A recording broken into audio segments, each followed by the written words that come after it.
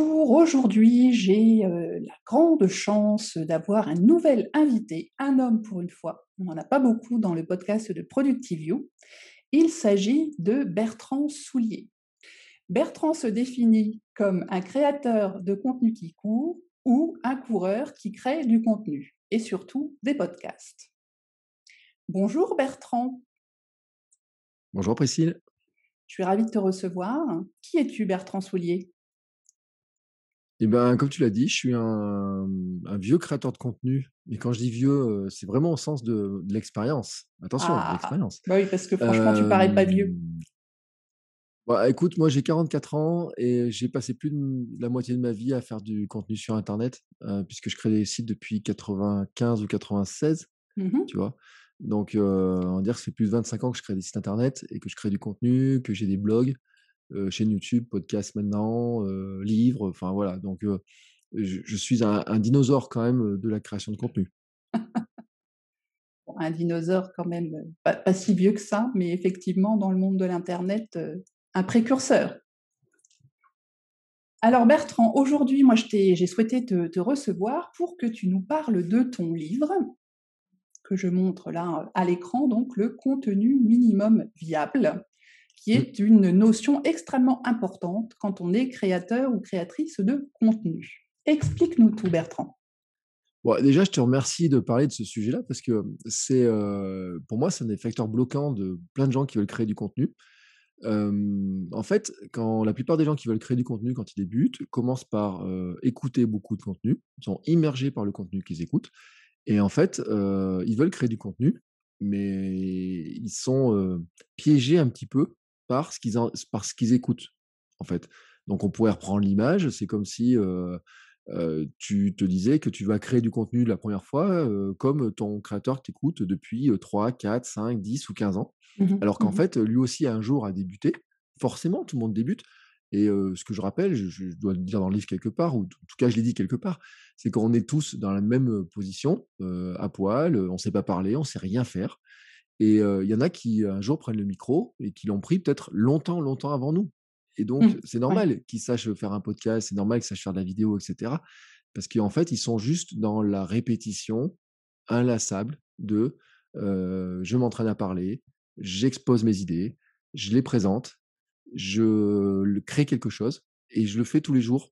Enfin, Mmh. moi, dans mon cas, pratiquement tous les jours.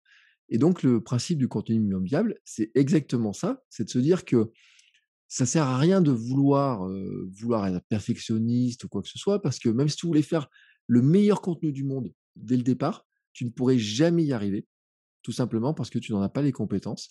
Et que les compétences, comme dirait Aristote et compagnie, c'est que c'est en forgeant que tu deviens forgeron.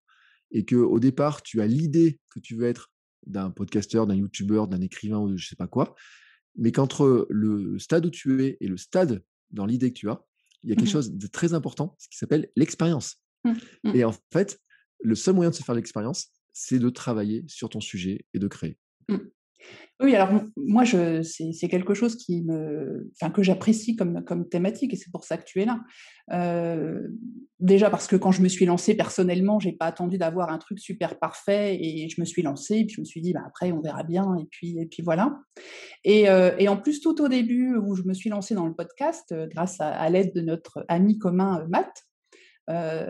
J'ai reçu une entrepreneuse qui nous a fait un peu réfléchir sur ce sujet-là, qui est souvent lié à notre souhait de perfection, hein, on veut que ce Mmh. soit parfait et cetera et elle nous a dit un truc très, très intéressant qui était d'ailleurs sa petite phrase, qui la suivait partout, c'était: «Vaut mieux une action imparfaite qu'une parfaite inaction» Mmh. et je du coup, c'est ce qu'on trouve exactement dans ton livre. Et c'est pour ça que je trouve que c'est très intéressant parce qu'il y a tellement de gens qui, attendent le bon moment, qui attendent la parfaite idée, qui attendent le parfait truc, mais qu'on n'y arrive, jamais quoi, en fait. Oui, moi, c'est ce que je dis, on a tous une armoire à regrets. Mmh. C'est une des images que Oui, j'utilise, tout à depuis assez fait. longtemps, qui m'est venue d'ailleurs en créant un jour comme ça, hein. Moi, c'est un truc que j'ai balancé comme ça en plein vol, tu sais, quand je fais mes podcasts en quotidien, j'ai fait, pratiquement 500 épisodes en quotidien quand même de Mmh, podcast mmh, et donc un jour, je balance cette histoire de dire: «Bah, écoute, enfin, l'idée, si tu en fais rien, elle va se ranger dans une armoire là qui, au fond, c'est l'armoire à regrets». Et nos armoires à regrets à tous, elles sont bien remplies quand même, hein. On a plein de trucs qui sont remplis. Et mon truc à moi, c'est de se dire, bah, l'idée prochaine qui passe là quand même, ça serait bien quand même que tu évites de la ranger là-bas, quoi. Ouais. Évite de la ranger. Parce qu'on prend toujours l'image de sur ton lit de mort, tu vas regretter de ne pas avoir fait certaines choses, etc. Ces fameuses phrases. Et en fait, personne ne se rend compte de ça parce que notre cerveau n'est pas fait pour se rendre compte de, de ce qui se passe si on fait rien, en fait. Mmh. Mmh. Et moi, je dis, bah, c'est bien, quoi. Si tu prends une armoire et que tu l'as jamais ouverte pendant des années et que c'était ton armoire où tu mets tes idées à l'intérieur, tu te rends compte tout de suite. Tu dis: «Oh, waouh, mince, j'avais prévu de faire ça, de faire ça, de faire ça». 40 des Français veulent écrire un bouquin. Mais le simple fait que tu sortes, par exemple, que tu arrives à finir ton livre et que tu le diffuses sur Amazon, même en auto-édité, Mmh. et bah, tu as 98 de plus de chances que ton livre il soit lu par au moins une personne. Parce que les autres personnes, entre les 40 qui ont l'idée et les quelques personnes qui s'éditent réellement à la fin, et ben, il y a un monde et c'est ceux qui, Ouais. bah, attendent le côté parfait, le côté «j'aurai le temps», le côté, «faut que je peaufine mon truc» et cetera. Et ça en fait, dans ces cas-là, principalement, tu y arrives jamais, quoi. Mmh. Mmh mh. Ah oui, c'est le grand sujet et on en connaît tous, hein, même sur certaines actions. Moi, je me reconnais aussi sur certains trucs où, tu vois, ce week-end, je me suis lancée dans j'ai décidé que j'avais terminé mon nouveau site web sur lequel je travaille depuis 2 mois. Mmh. Alors pas tous les jours, mais voilà, sachant que je ne suis pas du tout, dans le métier, hein, je fais un peu de trucs, artisanal et à force de peaufiner, de machiner, de truquer, ce week-end, j'ai dit: «Allez, c'est bon, on arrête, tu le mets en ligne et puis après voilà, tu feras au fur et à mesure, mais tu peux pas rester avec ta page coming soon pendant 4 mois. Faut peut-être y arriver, quoi» et c'est le fait effectivement de passer à l'action qui nous permet d'avancer.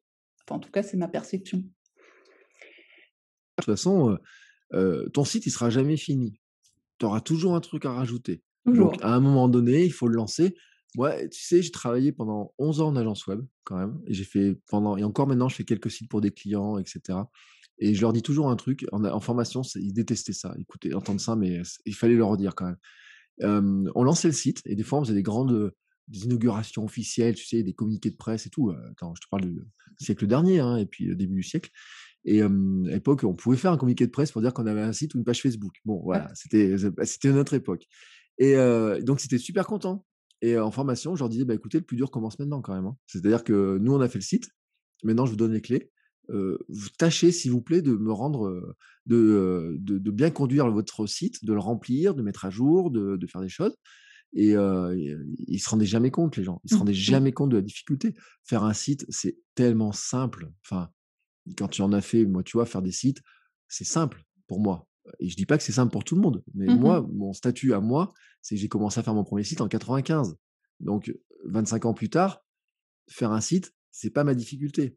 Par J'imagine. contre, le remplir au quotidien, ça reste une difficulté. Et la plupart des gens, ils voient des créateurs, ils admirent des créateurs, ils se rendent pas compte que leur plus grande difficulté, c'était de créer le contenu au quotidien. C'est rien d'autre que ça. Et j'ai reçu il y a pas longtemps Major Mouvement dans mon podcast, Kilomètre Mmh. 42. Major Mouvement, c'est une force de la nature. Je sais pas comment il fait. Tous les jours sur son compte Instagram, il y a une nouvelle vidéo. Ouais. Et c'est pas une photo, kéké au bord de la mer, quoi. C'est, des extraits de ses vidéos, c'est des conseils et cetera. Et son tour de force, c'est de dire 365 jours par an, il sort un contenu qui t'apprend quelque chose. Mmh mh. Ah là, chapeau, hein. Non, non, c'est vrai que enfin moi je le suis aussi sur Instagram parce qu'il donne plein de bons conseils pour mon dos, par exemple, Mmh. mon dos fragile et c'est vrai qu'il y a des contenus, tout à fait pertinents et comme tu dis, on apprend quelque chose, quoi. C'est pas une redite, un truc dilué, c'est vraiment un truc, super pertinent qui peut nous aider avec des vrais conseils et pas des trucs à moitié fake, enfin bref. Ouais et moi j'apprécie ça parce que, d'être toujours dans le mouvement comme ça, alors même si je reconnais que moi au quotidien j'ai beaucoup, beaucoup de mal à produire, comme toi tu le fais, je t'admire, hein, de faire, autant de directs comme ça. Alors moi j'aime beaucoup le direct, mais de le faire tous les jours, enfin honnêtement je ne saurais pas où le mettre là pour le moment de toute façon dans mon emploi du temps. Heu qui est déjà bien rempli. Quand on crée une activité, forcément, on a déjà beaucoup de choses à Mmh. mettre, à démarrer et après, ça se place.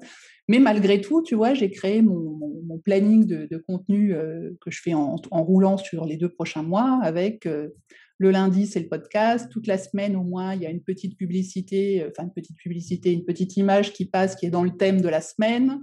Et puis, après, une fois que ce sera un peu plus stabilisé au niveau création, je vais pouvoir ajouter un truc, un machin, enfin bref, petit à petit, pour être toujours présent, pour toujours créer, pour animer le site, comme tu l'as dit. C'est effectivement que le premier pas, hein, de se lancer. Mmh. Après, il faut continuer à marcher, voire à courir. Ouais, tu sais, moi j'ai appris un truc en course à pied, c'est que celui qui va le plus loin, c'est celui qui sait marcher par moment. Alors bien sûr, dans le marathon, tu regardes, Kipchoge qui court le marathon, en 2 heures, le Mmh. seul à avoir passé la barre des 2 heures.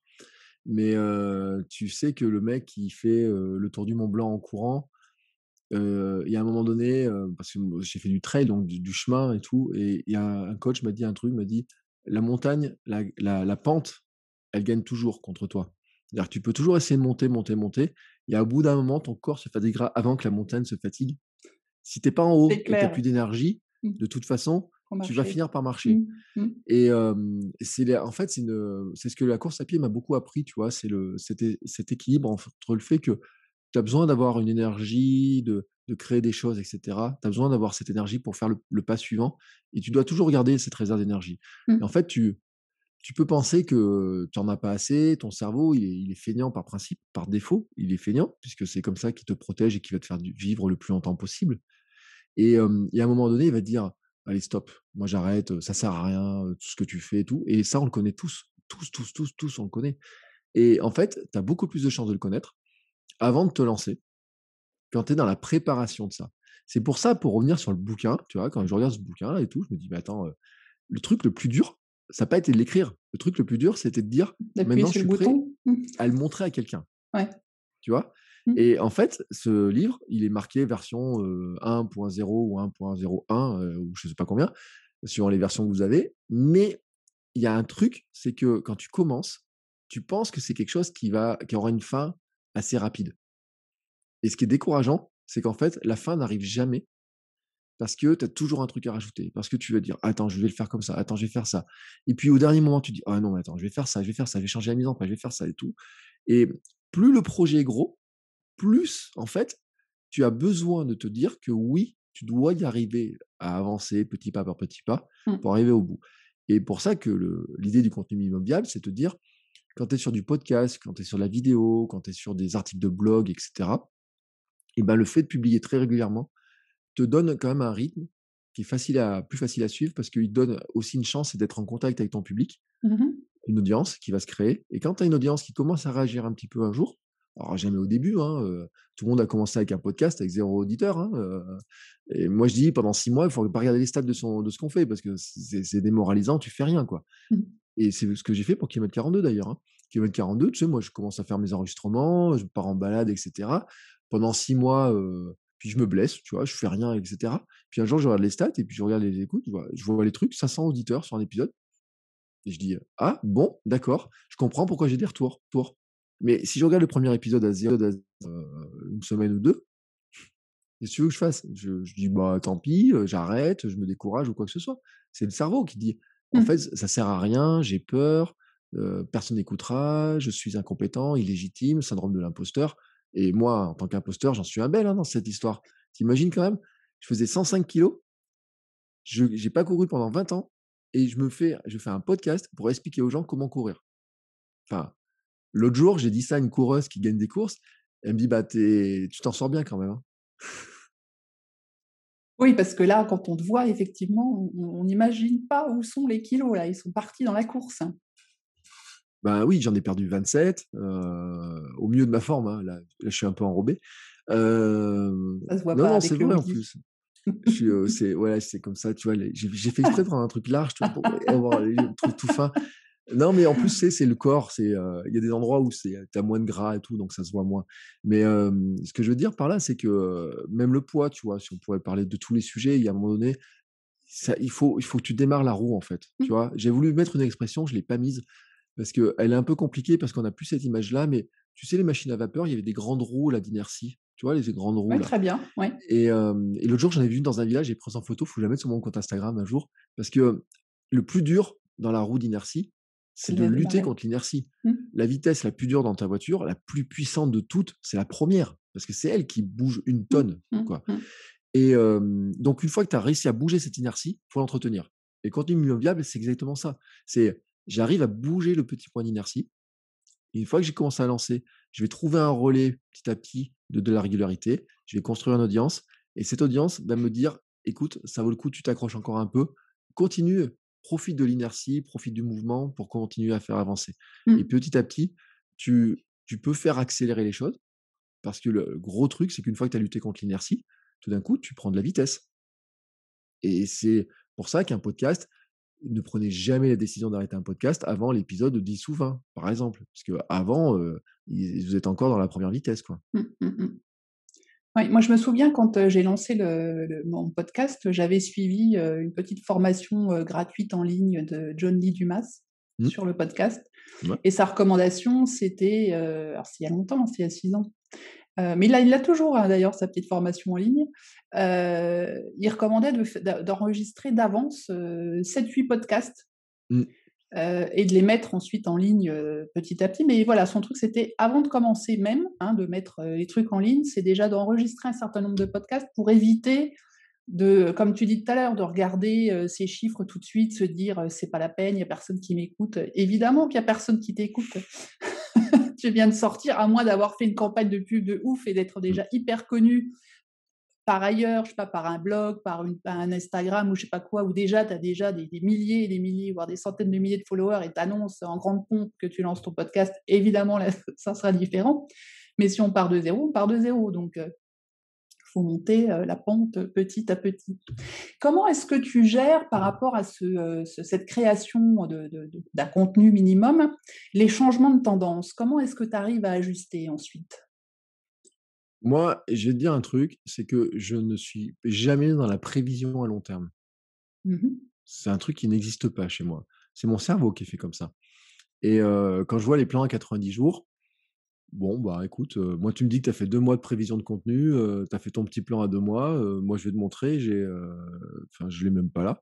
Et j'aurai un post-it qui va dire, «Cette semaine, je vais parler globalement de tel sujet», tu vois? Mmh mh. Et Mmh. encore que ce matin, sur mon podcast privé pour ceux qui soutiennent le podcast par Patreon, j'ai quand même dit: «Bon, écoutez, si vous avez une question pour vendredi, c'est le temps, allez-y, donnez-la. On est Do large, on est Donnez-moi la large. question». Mais tu sais que, la semaine dernière, je leur ai demandé le jeudi sur Telegram aux gens. Mmh, Je leur mmh, dis: mmh. «Écoutez, jeudi soir», je dis: «Vous voulez qu'on parle de quoi demain? Ouais. Qu'est-ce qui vous avez envie?» Et là, les réponses, tu vois, c'est pas, «Est-ce que vous voulez que je parle de ça ou de ça?» C'est de quoi vous avez envie de parler. Quel est Mmh, votre problème aujourd'hui? mmh. Et le problème, en général, c'est lui qui va expliquer un peu la tendance. Tu vois, la question que j'ai eue la semaine dernière, c'est quelqu'un qui m'a dit: «Et Clubhouse, tu en penses quoi?» Puis, 1 fois, 2 fois, 3 fois, 4 fois, 10 fois. Bon, bah, attendez, je vais faire l'épisode, on va en parler, on va en discuter et tout. Mais bien sûr que si j'avais mis un plan en disant: «Je vais faire un épisode sur Clubhouse dans 8 épisodes», parce que j'ai déjà fait les 7 premiers et que je dois faire mon 8e, mon épisode sur Clubhouse, il tombe dans 2 mois et demi Mais c'est trop tard, ouais. et c'est trop tard. Mais moi, tu vois, par exemple, je mets un plan, mais Mmh. les épisodes, ils sont pas faits. Donc, c'est-à-dire qu'à tout moment, je peux dire, c'est un plan pour moi, si tu veux. C'est pour Ouais. me dire, voilà, ça me fait une ligne directrice.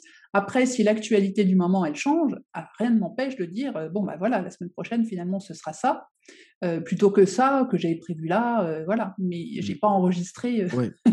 Moi, je crois 10 beaucoup aux 000, vertus 10 de 000, l'élan, en fait. ouais, Tu ouais, sais, ouais. l'élan, c'est un truc qui est important. Il y a des moments, il y a des trucs qui vont te botter, il y a des trucs qui te bottent pas. Moi, il y a des trucs, le matin, je me réveille, enfin, j'avais fait cet épisode-là le 1er avril en mettant un petit côté blague parce que je me suis dit: «Ils vont me prendre pour un fou les gens», mais moi, le soir, tu sais, je me couche, je dis: «Ah, demain, je peux parler de ça», je me lève le matin, mon intro est dans ma tête, elle est en train de parler toute seule, Mmh. hein, tu vois? Mais pourquoi? Parce que, j'ai pas besoin de faire des plans longs, j'écris rien, enfin, dès que j'écris un truc, ça s'entend, comme la plupart du monde dans le podcast, donc j'écris quasiment rien. J'ai fait des semaines complètes avec des épisodes de podcast qui tenaient sur un post-it. Mmh. Donc je prenais un post-it, je marquais 3 mots dessus et je montrais, je dis: Voilà, mon sujet, c'est ça aujourd'hui». Les gens, ils m'ont dit: «Oui, défi 1 relevé, défi 2». Puis 7 jours plus tard, bah oui, ça continue encore, il continue à faire son truc, il s'amuse Et en fait, moi, c'est comme ça mon truc, Ouais, tu vois. ouais. L'autre jour, j'ai fait des notes sur Clubhouse quand même. Je me suis dit, attends, il faut que je fasse des notes pour pas oublier les idées, etc. Puis j'arrive à la fin de l'épisode, je me dis, en fait, je les ai pas regardées. Mais et j'ai même pas regardé, tu vois.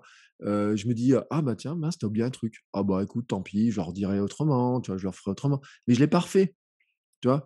Et parce que moi, je crois beaucoup à l'élan, quoi. Tu testes Mmh. Clubhouse aujourd'hui, tu es capable d'en dire 2-3 jours plus tard ce qui se passe ou ce qui se passe pas. Tu lis un livre, c'est au moment où tu lis le livre que tu sais ce qu'il va t'apporter.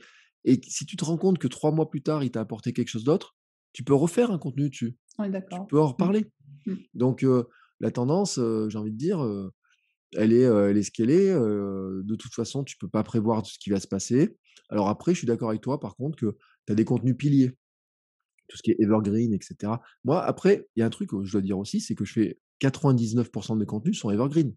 C'est-à-dire que même le contenu sur Clubhouse, tu changes le mot Clubhouse par n'importe quoi d'autre, il y aura une partie qui va changer, ça marchera pas, mais les conseils sur les réseaux sociaux, sur une place dans Clubhouse, je peux te le donner sur n'importe quel outil qui va naître, tu Mmh vois? mh. Parce qu'il va rester evergreen le plus longtemps possible. Le but du jeu, c'est que des épisodes, ils aient une durée de vie très longue, parce que sinon ça sert à rien.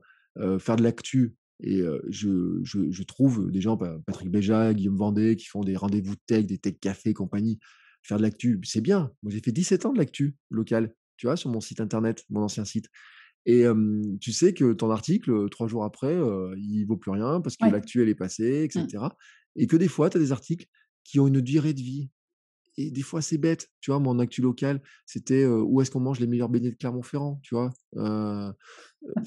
Oui, mais tu sais, je fais des Non, vidéos, je non, mais je mangeais des suis, vignes à droite, ouais. à gauche, et Mmh. cetera.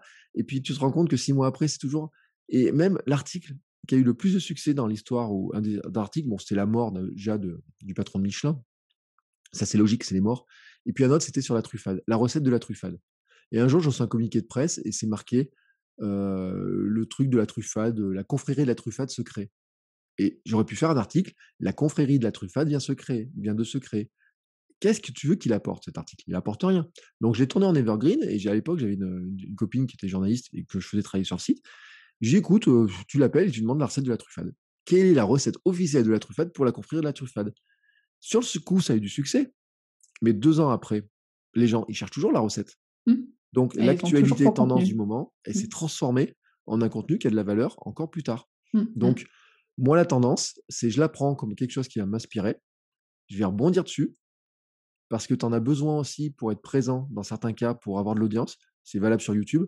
Tu as un truc tendance, tu vas essayer de surfer dessus et des fois tu peux te planter, hein. J'ai voulu faire un truc sur Maria Carré, au moment de Noël. Le référencement de YouTube, je l'ai fait trop tard, tu vois?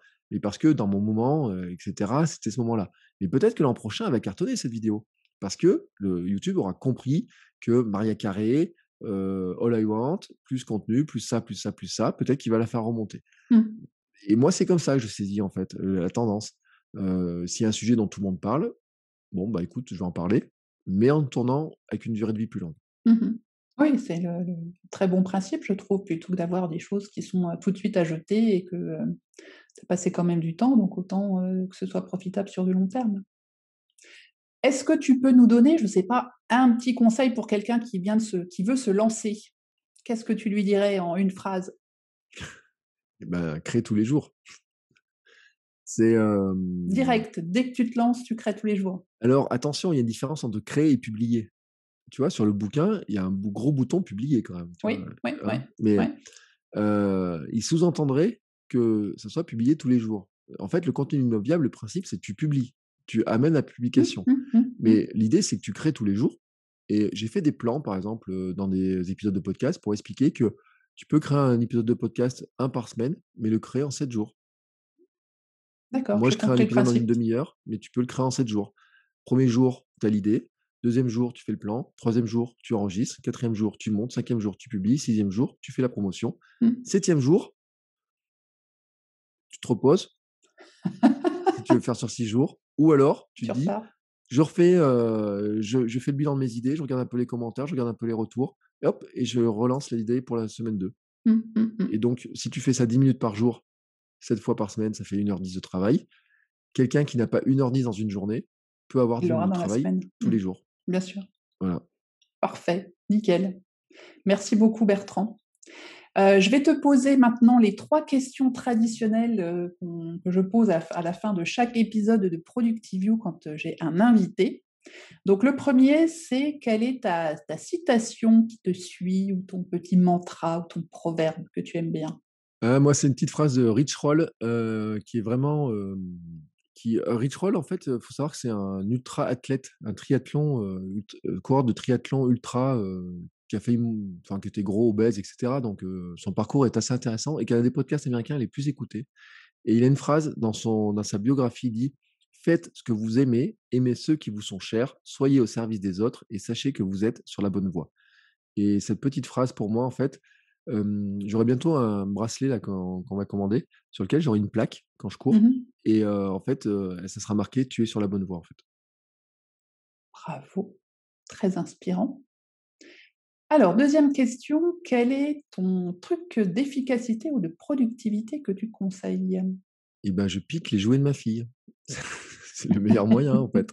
C'est-à-dire que, bah, là, tu vois pas parce que c'est le cadrage, il fait pas, mais là, j'ai des caplas, Ouais. tu vois? J'en ai piqué 10 à ma fille.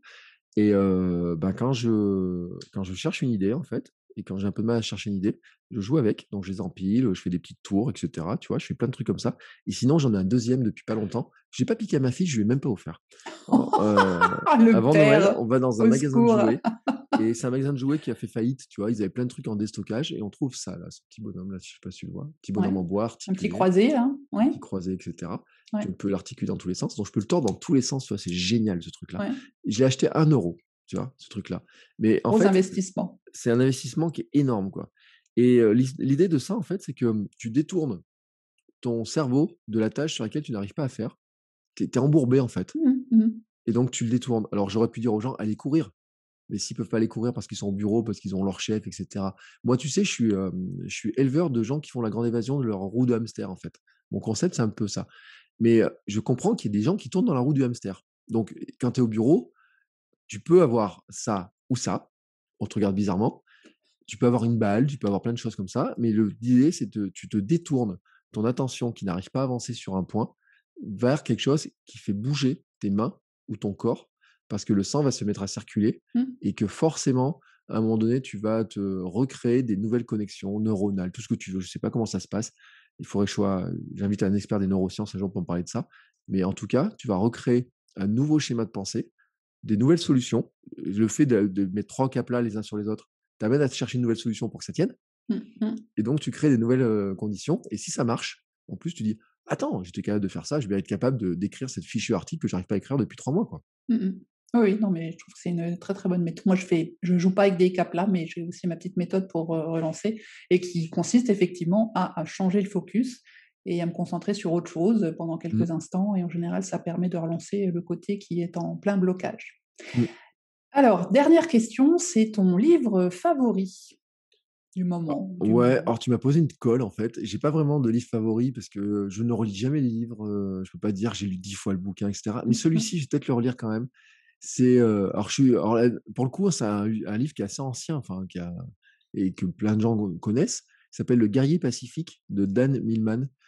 Et qui a un côté un peu fantastique dans certains aspects, enfin, tu te demandes un peu et il y a un film qui a été fait, qui a priori est bien, qui est sur une quête, initiatique entre un jeune, gymnaste, très doué et qui se pense très doué en tout cas et un vieux, un vieux sage, qui va lui apprendre, à aller chercher, ailleurs ce qui plein de choses et en fait, dedans, ce qui est marrant, c'est que je pense que c'est un bouquin qui a été écrit dans les années 70 peut-être ou Mmh mh. 80 et dedans, il y a de la méditation, il y a de la naturopathie, tu vois? Il y a des trucs, quand on parle du corps, du fonctionnement du corps, des équilibres du corps et cetera. Ma femme qui fait des études de naturopathie, je me dis: «Mais» elle m'a dit ça l'autre jour en cours. Elle m'a parlé de ça qu'elle avait vu en cours et c'est dans mon bouquin, tu vois? Et cetera. Je vais lire des passages, je me dis: «Ah ouais et tout», elle me dit: «Exactement» et dedans, il y a de cette espèce de quête, heu avec plein de phrases. Il y a énormément de citations dedans et notamment sur la place du mental. Tu vois? Moi, j'estime que j'ai une faiblesse sur le mental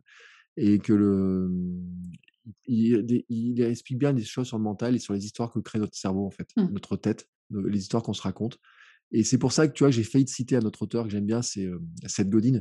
Et Seth Godin, si tu écoutes mon podcast, forcément, j'en ai tellement parlé et puis, j'ai repris les lectures de son dernier livre.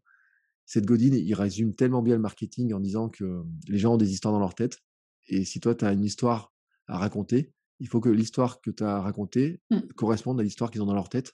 Et qu'en fait, les marketeurs et les raconteurs d'histoires ont l'avenir devant eux parce que c'est comme ça que nous fonctionnons. Et Mmh. l'histoire Mmh. du monde s'est construite avec les histoires. Et donc, c'est assez intéressant, tu vois. J'aime bien faire ces parallèles entre des romans, entre des trucs de marketing. Mon cerveau qui est pas un peu explosif, tu vois, qui est un peu zébré par certains aspects, il aime bien ces trucs-là, tu vois. Et quand il regarde un truc, il dit tac, tac, tac, tac, histoire et tout.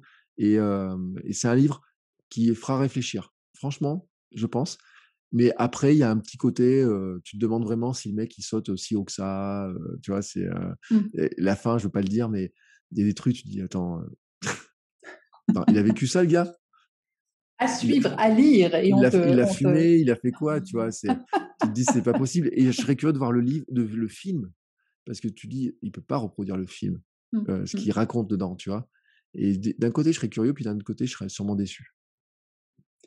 Bien écoute, en tout cas, on note ça, le guerrier, qu'est-ce que tu as dit? Le Pacifique. guerrier pacifique, Dan Mmh. Millman, qui Très est bien. officiellement une histoire, plus ou moins véridique, hein. Il dit que c'est véridique, mais tu sais, ce week-end, j'ai regardé 2 films sur Disney+ qui sont des histoires véridiques et quand tu regardes la vraie histoire, Ouais, il y a un petit chemin.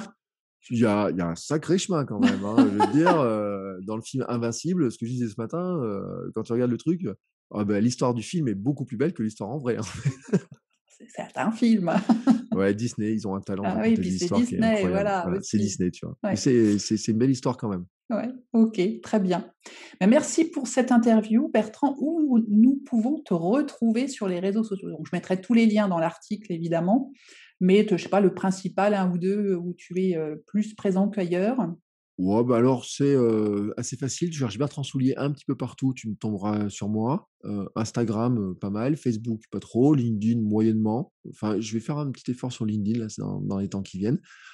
Clubhouse, TikTok, tu m'y trouveras aussi si tu as envie, mais de manière un petit peu pointillée, tu vois, sur certains trucs. Mais Instagram, par contre, tous les jours. LinkedIn, assez souvent. Bien sûr, les podcasts. Et donc, tu as Bertrand Soulier sur Spotify, Deezer, Apple Podcasts ou n'importe quoi. Et il va y avoir au moins 4 ou 5 podcasts qui vont remonter, dont 2 qui sont principalement Kilomètre 42 et La vie créative, votre coach web, puisqu'il est en train de changer de nom. Donc, Mmh. il va peut-être remonter sous les 2 noms en ce moment. Et puis, des nouveaux projets qui vont se créer. Mais à partir de là, il y a que si tu tombes sur un mec qui chante. C'est pas toi? C'est pas moi. Voilà. Sur YouTube D'accord. aussi, et j'ai oublié de te dire, sur Sur YouTube, YouTube, bah, je oui, fais parce que une tous vidéo les toutes les jours, semaines sur bah, YouTube. bien Je fais sûr, du bien sûr. live le lundi, je fais Ouais. une vidéo, toutes les semaines sur YouTube. Et puis maintenant, j'ai une deuxième chaîne YouTube sur le sport, donc je fais, encore une vidéo de plus. Donc voilà, non, j'ai failli dire, oublier YouTube alors qu'en fait, et puis une fois que tu es là, après tu as mes mails et si tu en manques, j'envoie des mails presque tous les jours. OK. Bon, bah, là, je pense que la panoplie est complète. Parfait, parfait. Merci mille fois, Bertrand, de cet échange. Je rappelle le titre de ton livre, donc Contenu minimum viable, que l'on trouve sur Amazon exclusivement. Non, Non? enfin, en papier exclusivement sur Amazon. J'ai pas D'accord, payé, les amis de chez Fnac et compagnie pour avoir des versions auto-éditées qui s'impriment quand tu passes par Kobo. Par contre, il est sur Kobo aussi d'accord, et sur, Apple, e-book là, je sais plus comment ils l'appellent maintenant. J'ai fait les versions numériques, d'accord, OK. donc on le trouve dessus.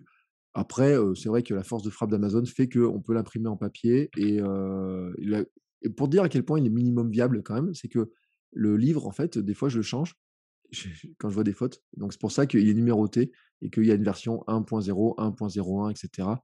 Parce que lui aussi, c'est un livre minimum viable, en fait, à lui-même. Voilà. Donc régulièrement, voilà. S'il y a des mises à jour à faire, je ferai des petites mises à jour, des fautes d'orthographe que je peux corriger, la mise en page que j'ai corrigée entre les 2 premières versions, plein de trucs comme ça. Et en tout cas, je voulais te remercier pour ce temps passé à discuter de ça. Ça fait très, très, très, très, très plaisir. Bah, écoute, c'est moi qui te remercie. Eh bien, chers auditeurs et chers spectateurs, merci de votre attention aujourd'hui. On se retrouve très prochainement pour un nouvel épisode de Productive You. Bye bye.